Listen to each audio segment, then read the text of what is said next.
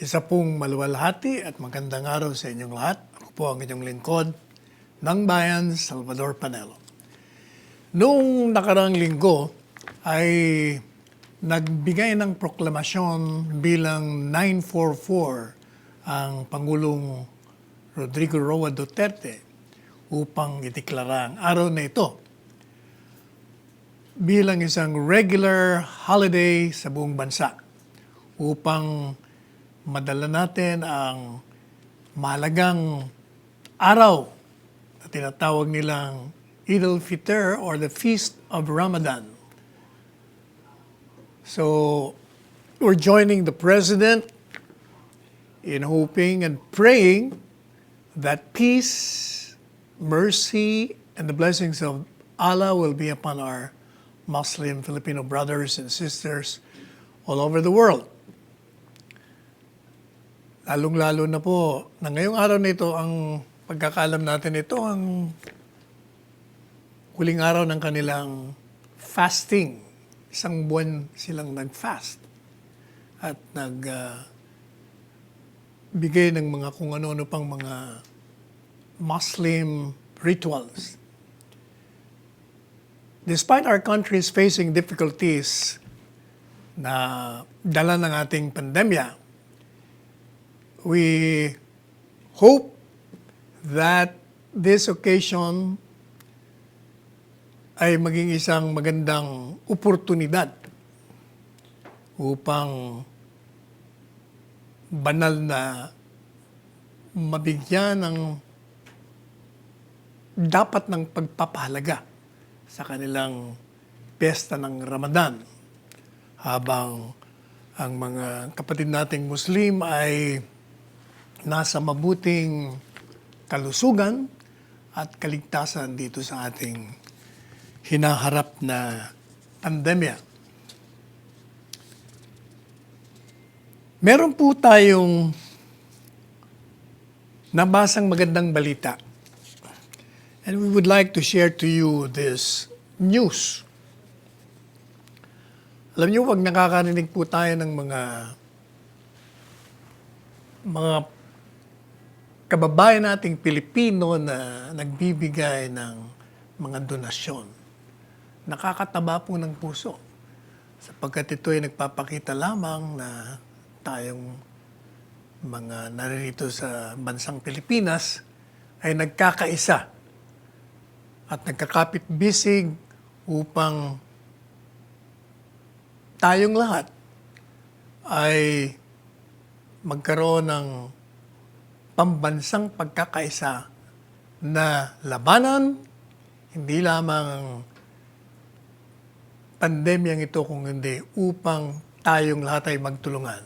And I'm referring to the Lucio Tan Group of Companies. Meron po silang dinonate na isang biomolecular laboratory sa Philippine Red Cross. At ito po itatayo sa Batangas City, sa lugar ito ni Governor Mandanas. At ito po ay may kakayahan na mag-conduct ng 4,000 coronavirus disease test araw-araw, at gagamitin po yung kanyang sariling automated RNA extraction and polymerase chain reaction o PCR machine. At ito daw po ay matatapos sa loob ng isang buwan. And this laboratory expected to boost the COVID-19 testing capacity of PRC's Mandaluyong headquarters. And meron pa tayong isa dyan sa port area, Manila. Yung pong kanilang presidente, si Michael Tan, ay nagbigay ng payag na itong new laboratory ito aims to quickly identify yung pong mga pasyenteng merong sakit ng virus, i-isolate ito upang mai-refer ito doon sa mga ospital at bigyan ng nararapat na paggamot. Aside, of course, from boosting our testing capacity ng pamahalaan. Malaki po itong laboratory ito, 120 square meters. At ito'y fully equipped lab. At ito'y established nila sa PRC's former blood center dyan sa Batangas. At magiging bukas po ito sa publiko and will be manned by trained medical technologists. Marami nga palang naibigay itong LTG group of companies ng mga donasyon. Like for instance, 40 ventilators, 5 PCR machines, 2 ambulansya, 1 X-ray machine sa lahat ng ospital sa buong bansa. And it also provided over 500,000, kalahating milyon, ng perasong PPE or personal protective equipments.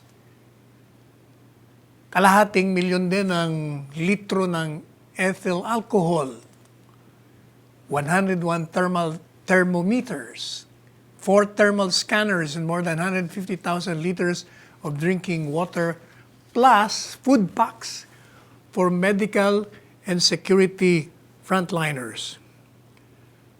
Nilista nga po natin, meron tayong nakita dun sa isang pahayagan. Biro nyo ang naibigay nilang, they raised 280 million pesos worth. Ilan bang PPE ang naibigay nila? 24,500 PPE. Tapos surgical mask, ang bigay po nila ay 2,164,500. Yun namang N95 mask. Mahal po ito eh. Hindi ito yung ordinaryong disposable surgical mask. Ito yung ginagamit talaga ng mga doktor. Nag-donate po sila ng 14,600 N95 masks. And then 3,000 pairs of gloves. Meron din po silang binigay na ganitong goggle. Pairs, ilang pares to? 10,500. And then, maliban po dyan, nagbigay din sila ng 194,000 pieces of 5 kilo rice packs. Dali sabi, yung rice packs nilang 5 kilo, 194,000 doon ang pinamigay nila. And then, nagbigay din sila ng 50 kilo rice packs of 5,300. And then, binanggit natin yung thermal scanners kanina, 860. And then, yung alcohol na 2,360 gallons. Meron pa silang binigay na Tetra Paks milk, 10,000 pieces. Pati yung toothpaste, nagbigay din sila 2,700. And folding beds para sa mga ospital, 50. And then boxes of vitamin C, 1,000. And meron din po silang binigay na sachet of powdered milk, 16,000. Kakatuwa naman pong LTG Group of Companies. Salamat, Mr. Michael Tan, sa inyong mga donasyon. Malaking may tutulong po ito sa ating pakikipaglaban dito sa pandemyang coronavirus. Isa pa pong magandang balita na nabasa rin natin. Si Senator Bongo ay naghain po ng isang Senate Bill number 145 now, known as Medical Reserve Corps Act of 2020. This bill seeks to establish a group composed of all persons who have degrees in the field of medicine, nursing, medical tech, and other health-related fields. Ibig sabihin, magbubuo po ito ng grupo kung saan yung mga taong merong tinapos, halimbawa medisina, nursing, sa medical technology, na meron po silang degrees pero wala pa silang mga lisensya, but pwede po silang kunin ng gobyerno. Kasi ang problema po natin talaga, maraming kulang na mga medical personnel. Kailangan po natin ngayon yan. Pag ito po ay napasa, yung ating mga miyembro ng Medical Reserve Corps, matatawag na po ito to assist the national government and the local government units. And under the bill, ang presidente ay may kapangyarihan to order the mobilization of this corps to respond to national or local contingencies related to external and territorial defense, internal security, and peace and order, disaster risk reduction management. Maganda ho itong panukalang batas ni Senator Bongo. Mabibigyan na natin ng mga trabaho yung mga nakatapos pero wala pang lisensya. Kailangan po natin yun. At meron naman po tayong maganda at masamang balita at the same time. Masamang balita sapagkat sa panahon ng pandemya, na paulit-ulit na po sinabi ni Presidente ito na huwag sa panahon ko gumawa kayo ng korupsyon sa pag-distribute ng SAP o ng Social Amelioration Program. Kaya ang masamang balita, meron pa rin mga gumawa ng mga kalokohan.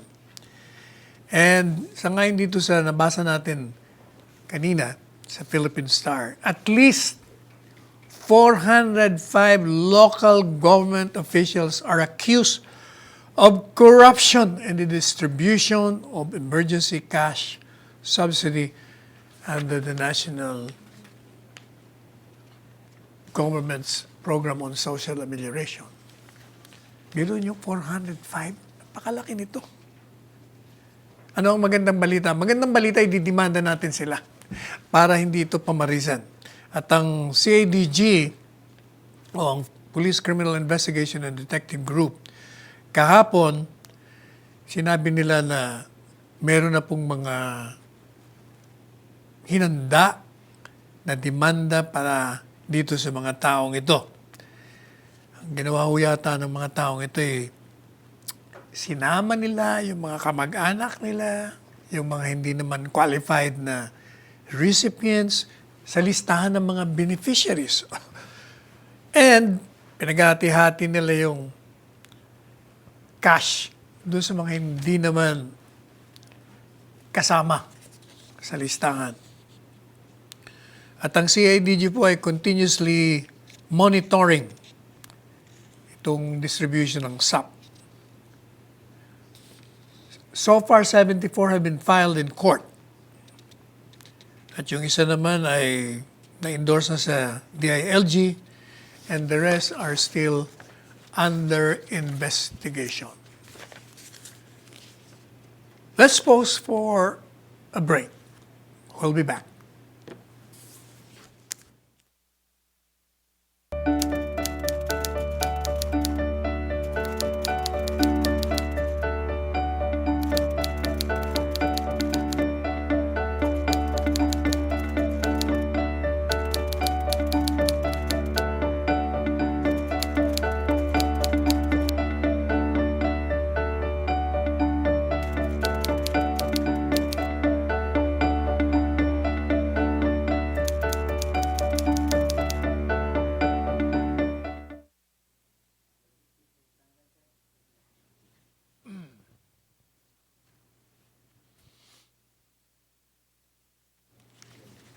Okay. Puntahan po natin yung mga nabasa naman natin sa pahayagan. Kagaya nung column sa Manila Standard kay Jonathan de la Cruz. Sabi niya, sino ang paniniwalaan na natin ngayon? if our top officials cannot even clearly and definitively say whether we are on the first or second wave of this pandemic, then it stands to reason that all of those supposed preparations for us to flatten the curve and get the country back on its feet are illusory or at best half done. Alam po ninyo, pinagkakaguluhan nila yung first, second, or third wave.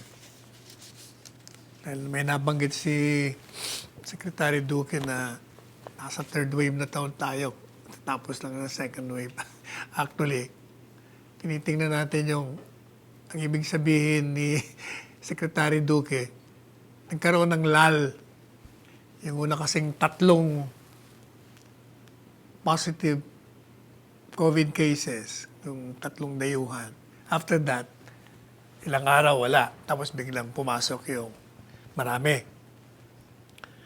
Tapos nagkaroon ng parang bumagsak yung number. Kaya parang may third wave. Sa totoo lang, alam po ninyo,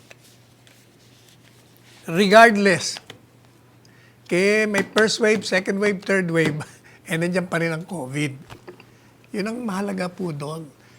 At ang mahalaga, may ginagawa ang pamahalaan, whether anumang wave ito, naghahanda po tayo sa lahat ng mga kalakaran kung saan ang pamahalaan ay meron ng nakarending pagtugon sa kanila.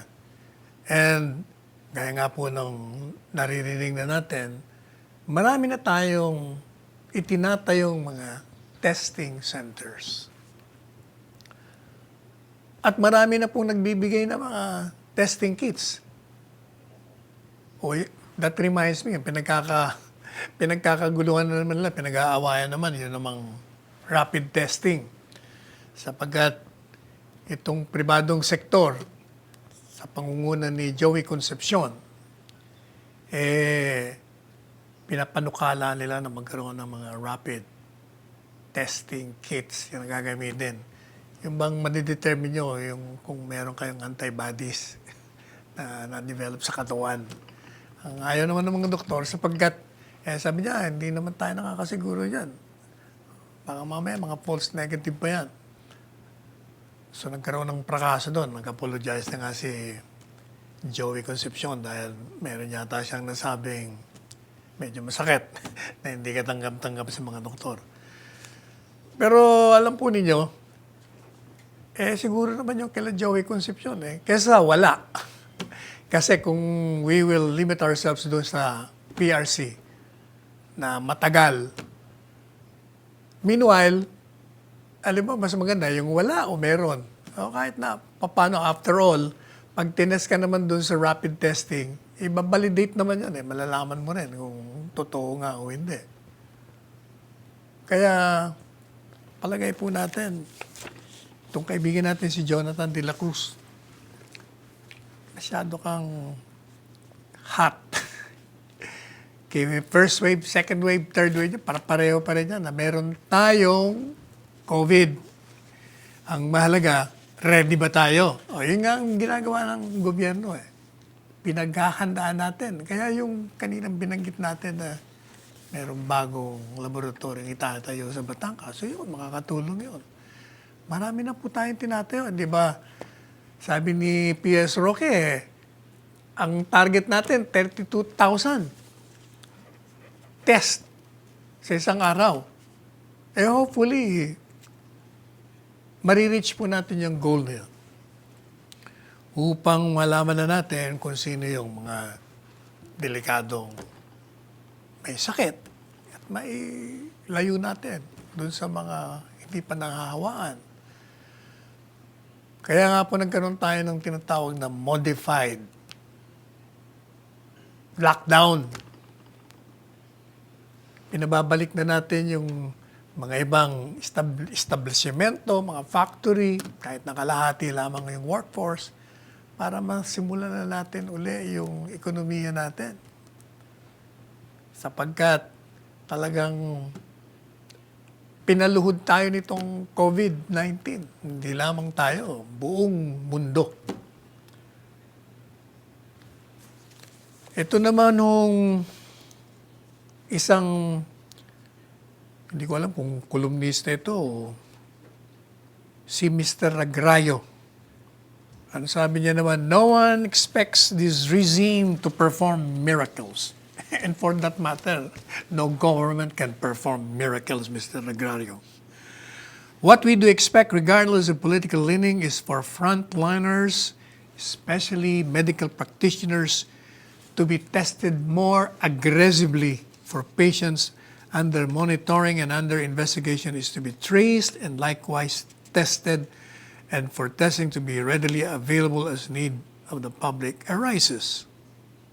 We cannot keep shifting the goalposts and playing political squabble while COVID-19 virus goes relatively unchecked. Ispato. Ano pa bang nirereklamo mo? Nung una hindi tayo naglalaro, hindi tayo namumulitika. Sinabi na natin mulat sa poll, yung testing hindi pwedeng mass testing kasi 108 million Filipinos, how can you do that? So pinipili lang natin. Meron tayong pipiliin na itetest para ma-identify natin. Di ba meron nga mga panukala na pag nalaman natin, for instance, in one barangay, sa isang syudad, nandun lang halos lahat sa isang barangay ang nagkaroon ng hawaan doon. O edi yun ang i-lockdown muna natin at yung mga hindi naman, pwede na bumalik ulit sa kanilang mga trabaho. Ang mahalaga, kahit na bumalik po tayo sa mga dati nating ginagawa, since yung COVID-19 ay nandyan pa rin at hindi mawawala, we have to observe all the protocols. Yun ang pinakamahalaga po doon. Napakadali lang naman ng mga protocol. Maglalagay ka na ng mask, face shield, maghuhugas tayo ng kamay. At pinaka-importante yung physical safe distancing. Kaya lang talagang, alam nyo, kahit ako hindi ko rin talaga maintindihan. Di ba may binibida ako sa inyo na namimigay ako palagi. Every time I come to the office, nagbibigay ako ng mga mask. Mga 20 sa isang sachet. Yung dinadaanan ko po rito. Di ba sabi ko sa inyo, nung duman ako ng isang araw suot niya pero nakababa. Ngayon, dumaan ho ako, hinintuan ko pa sa tindahan. Kasi wala na naman siyang mask. O niyang hiya, nagtatatakbo sa loob at kinuha yung mask niya. Parang hindi ho natin maintindihan. Bakit napakadali naman maglagay ng face mask? Lalong-lalo pa lumabas. Nandun siya sa harap ng kanyang tindahan.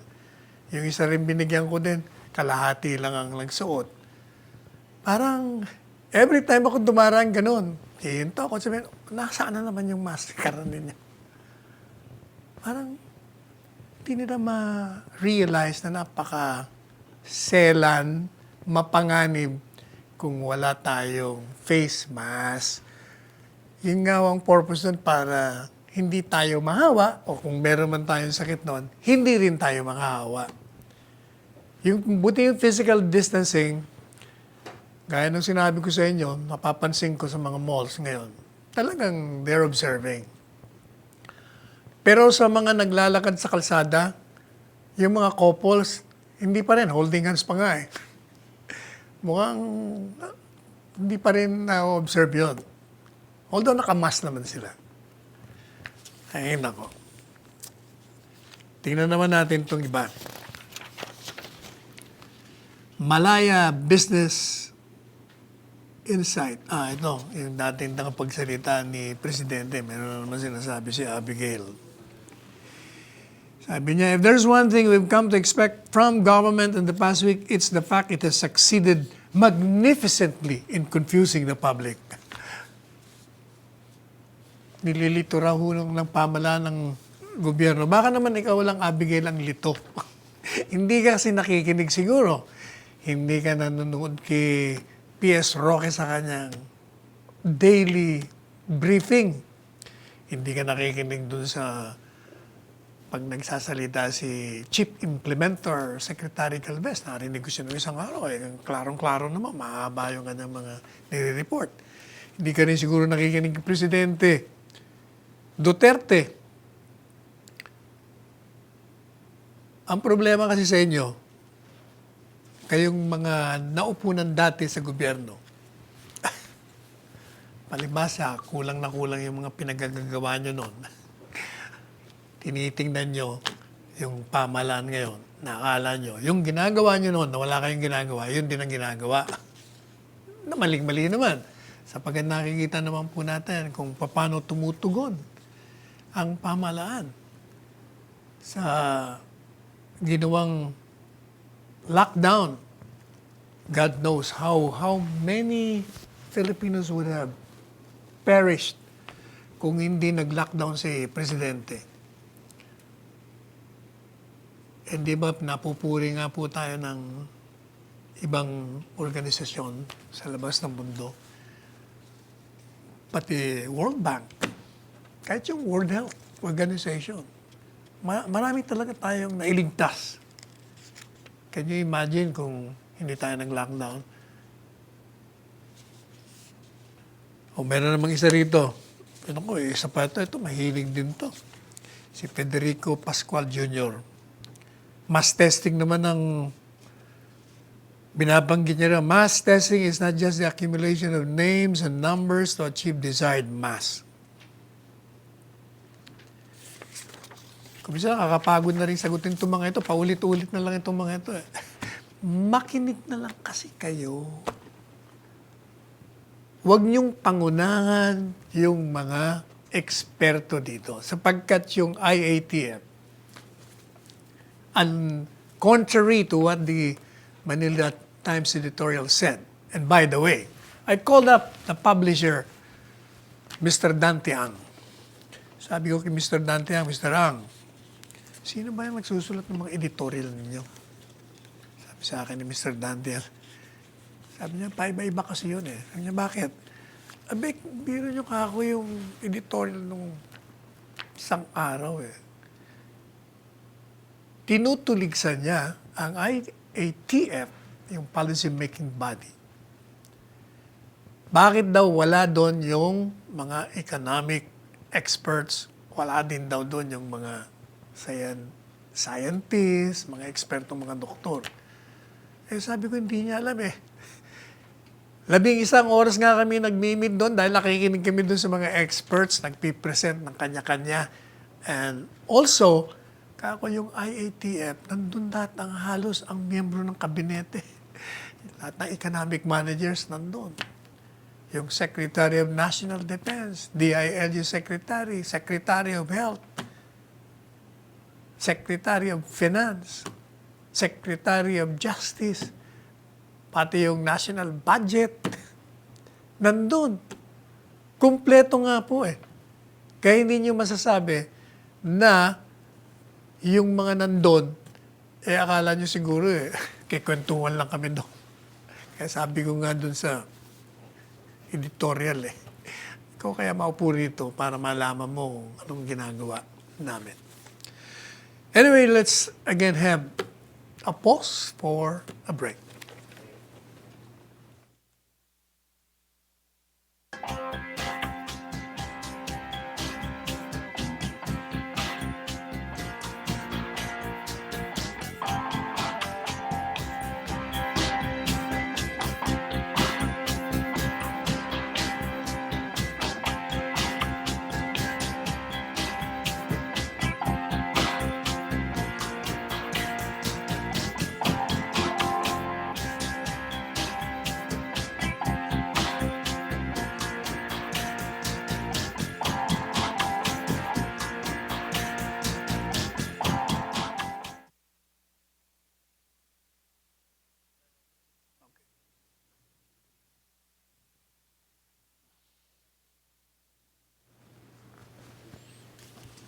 Okay.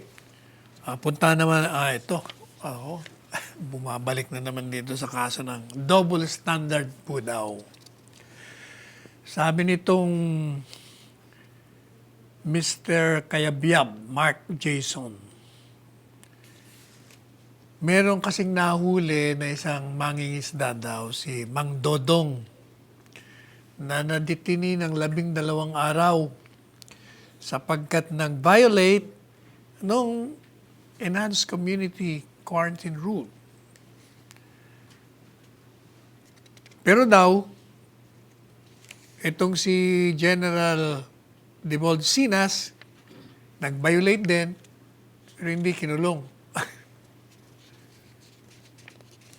Alam niyo po kasi, may kaibahan yung dalawang kaso niya. Meron pa nga isa. Para makita natin yung kaibahan. Kung nabasa po ninyo sa pahayagan kahapon, merong isang abogado, nagngangalang Attorney Ramon Guerrero, na nag-violate kasi meron po ngayong mga tinatawag na fast lane.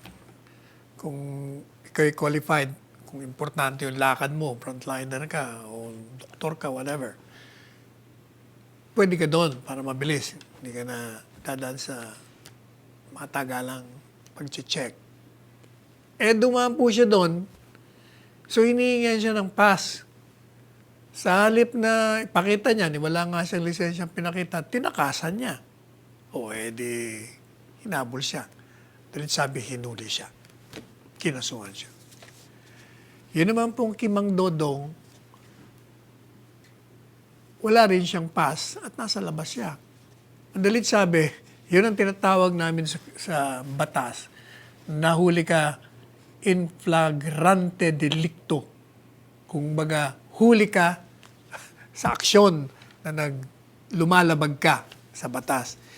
Ito naman pong kay General Sinas, hindi naman huli sa aksyon kasi nakaraan na yung kanyang di umanong paglabag. Nalaman natin dahil may nag-post sa picture. O kaya, magkakaroon ka ngayon ng investigasyon. Samantalang yung dalawang binabanggit natin sa inyo, mismo lumabag o mismo huling-huli sa akto. Yun ang kaibahan doon. Kaya wala akong tinatawag na double standard. Ito rin yung binabanat ni Abogado Jokno. Naku, ito naman si Chair Jokno talaga. Kaya ka napapagalitan ni Presidente. Sabi niya na naman, akala ko ba no one is above the law? Bakit pag alyado ng Pangulo walang pananagutan kahit huli na sa akto? O tinan mo, ikaw naman, para ka naman hindi abogado. Mr. Jokno, ano naman pa? Paano mo sasabihin huli sa akto si General Sinas?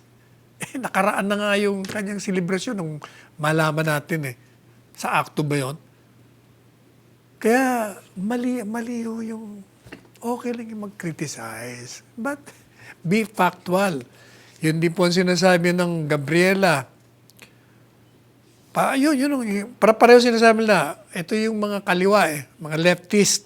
Gabriela, Teachers Party List, yung kanilang kinatawan doon, yung Bayan Muna Party List, ito rin kaibigan natin si Sarate, isa rin. Pag ordinaryong tao daw matindi ang pagpapatupad ng batas, pero pagkaalyado raw, hindi. Mali po kayo doon. Palagi niyong tinutukoy itong kay General Sinas. Habang totoo na sinabi ni Presidente na hindi ko papalitan yan, sa ngayon, sapagkat kailangan ko yan, marunong yan, hindi yan corrupt. Pero, ito, importante dun nakademanda na nga, he's facing charges, not only criminal charge, but administrative charge.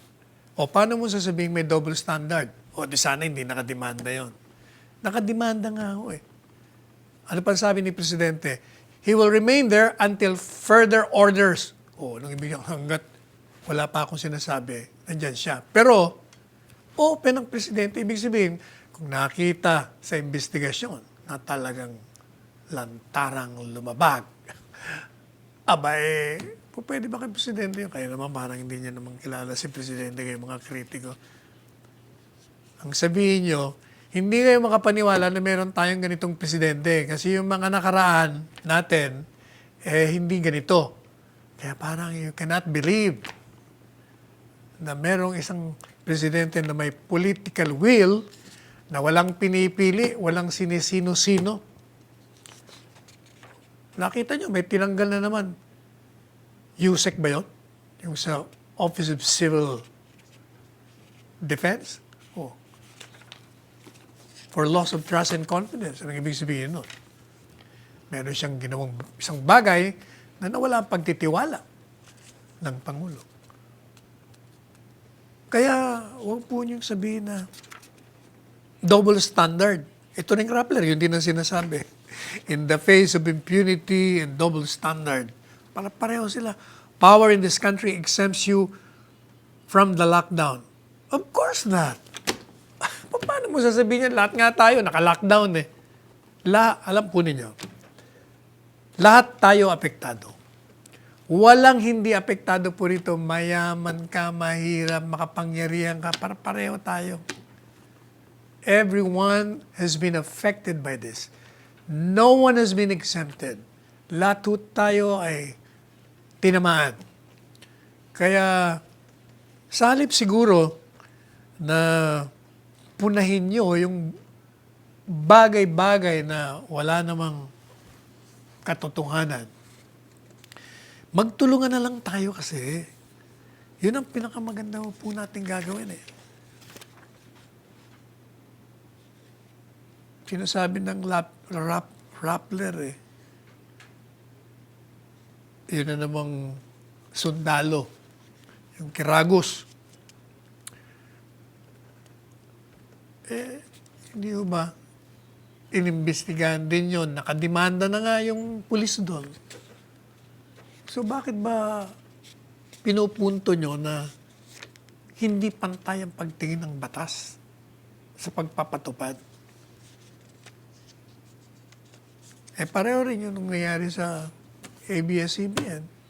Sinasabi nyo na hindi pantay ang batas. Bakit daw ngayon nagsarado sa panahon ng pandemya?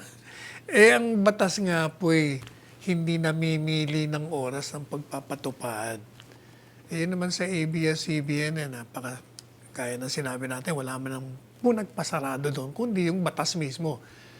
By operation of law nga ang sinabi na nga natin. Paulit-ulit na nga natin sinasabi yun.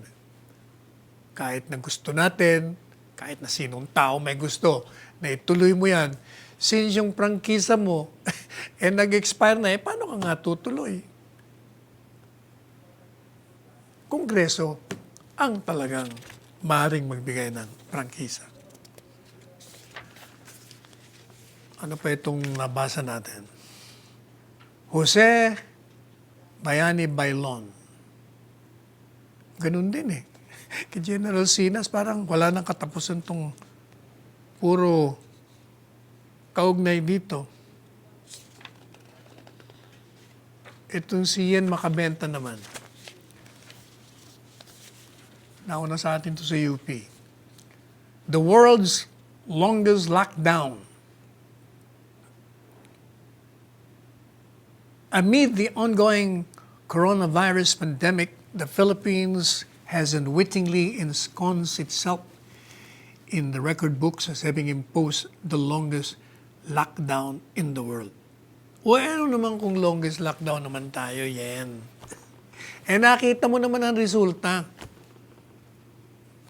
Di ba? Nag-research si Ase Chris Roman dito. Tinignan natin in terms of population. Tingnan nyo naman. 800 lang ang patay sa atin, 800 plus. Tingnan nyo. Kung ikukumpara mo sa New York, yung populasyon ng New York parang pareho lang ng Metro Manila. O ilan bang patay doon? Di ba libo-libo? Bakit? Hindi sila nag-lockdown doon eh. Tayo nag-lockdown. Kaya kita mo naman. Ang importante, sabi nga ni Secretary Bello, di ba? Yung buhay irreplaceable. Kaya binibigyan natin ng kahalaga ng buhay. Kaya hindi ba na puna na rin natin yung kaibigan natin si Tony Lopez dahil sabi niya, lockdown tayo para, para isalba lang natin yung 500 Filipinos. Sabi ko nga kung di mahalaga sa isang buhay, kami sa pamahalaan, mahalaga. At isasalba ka namin, kasama ka na doon, Tony. Kaya, alam po ninyo, we have to open our eyes and our hearts. Tingnan po natin kung paano tumutugon ang ating pamahalaan. Ginagawa po natin ang lahat upang mapanatili ang kaligtasan, ang kalusugan ng ating mga kababayan. At hindi niyo po pwedeng sabihin na walang ginagawa ang pamahalaan kung merong paglalabag sapagkat talagang pinatutupad naman ang batas. At hindi po rin totoo yung sinasabi ninyo na ginagamit itong pandemya upang patahimikin ang mga kritiko. Nakita niyo naman, di ba? Ilang linggo naman tayo nagbabasa ng mga kritiko, ng mga kritisismo. Paano? Kung totoo yung sinasabing pinatatahimik sila, di sana wala na tayong binabasa mga kritisismo rito kung pinatahimik na yan. Kaya hindi po totoo lahat yung mga pagpuna laban sa gobyerno, kaugnay doon sa ginagamit di umano ang sitwasyon ngayon upang palakasin ang kapangyarihan ni Presidente. Dati na makapangyarihan ng Presidente sa ligang batas, hindi na kailangan palakasin.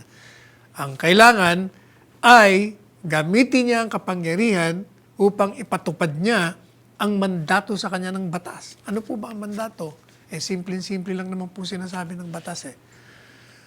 Ang pangunahing tungkulin ng pamahalaan ay pagsilbihan ang taong bayan at bigyan ng proteksyon. Yun ang pangunahing tungkulin ng isang pamahalaan. Sino po bang nangunguna o ang ama ng pamahalaan? Hindi ba ang presidente? So that means, ang pangunahing tungkulin ng presidenteng ito ay bigyan ng proteksyon ang taong bayan at pagsilbihan. Kaya nga ginagawa niya nga ang lahat. Yun ang kanyang trabaho.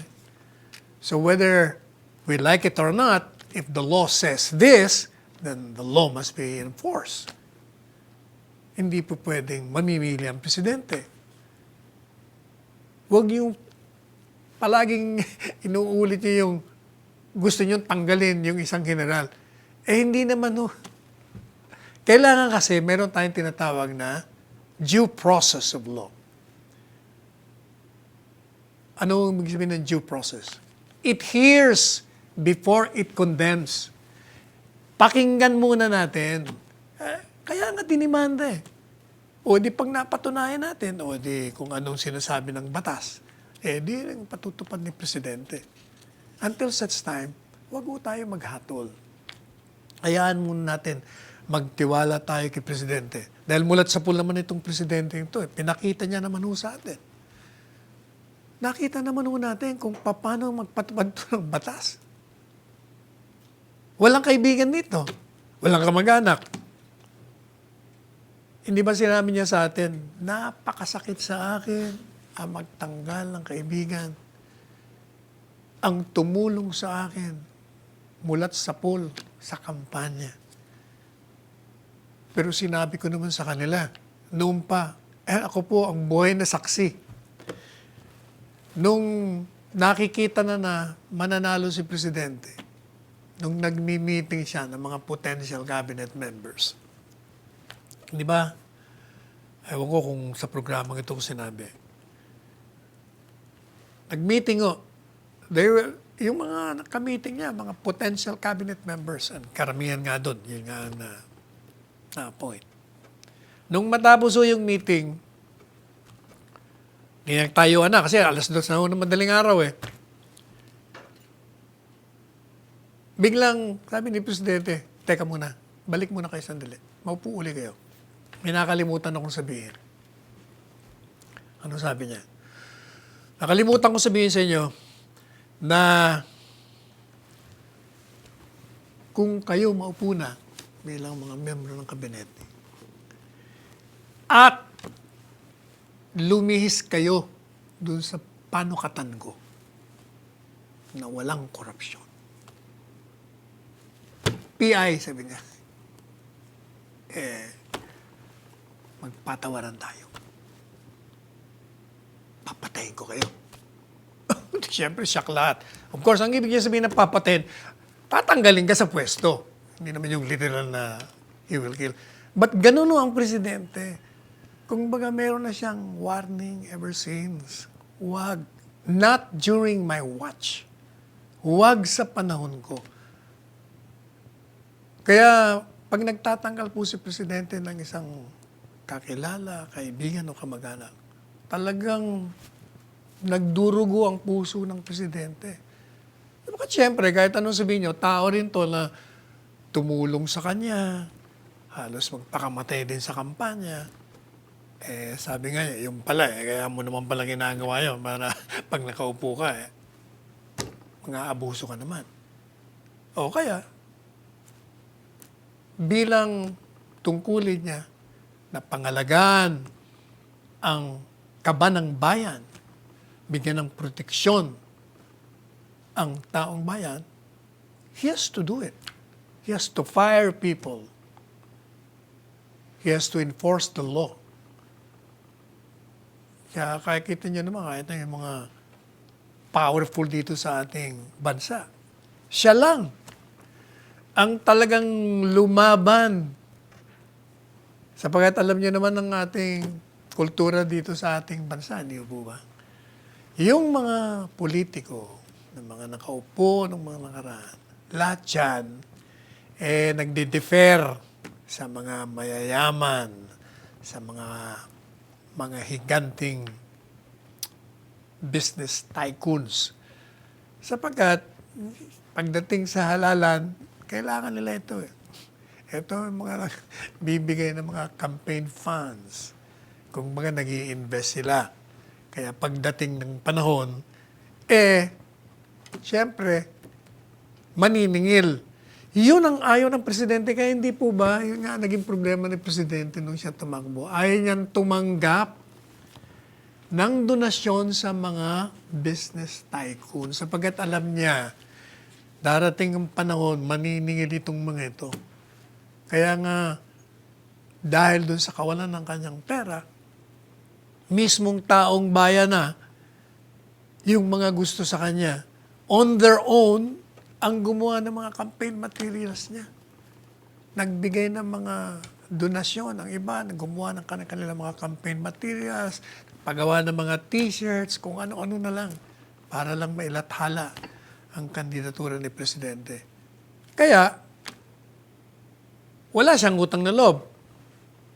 Pareho rin po yung ngayon, yung sinasabi niya, wala akong kontrata na nakararating sa lamesa ko pagdating dyan sa mga transaksyon ng gobyerno. Kaya walang masasabi sa akin ng pag pumutok ang isang kontrata dyan, kasama ko, hindi. Para malinis ang kamay ko at walang kadena sa kamay ko na gawin ko, ipatupad ko ang batas. I can kick their butts. Ganun ang presidente. Kaya sabi ko nga po ilang paulit-ulit ko siya, napaka-swerte natin na meron tayong ganitong presidente. Wala siyang pakialam, kaya mamatay man siya, kaya siya i-assassinate mo, tanggalin mo sa trabaho. Okay lang sa kanya yun. Sabi niya nga, mas gusto ko po mamatay sa pwesto, bayani pa ako. Kaya, pagkatiwalaan po natin itong presidente ito. At ipagdasal natin na siya'y bigyan ng wisdom, guidance ng dakilang lumikha upang maisakatuparan niya ng buong katapatan ang kanyang tungkulin bilang presidente.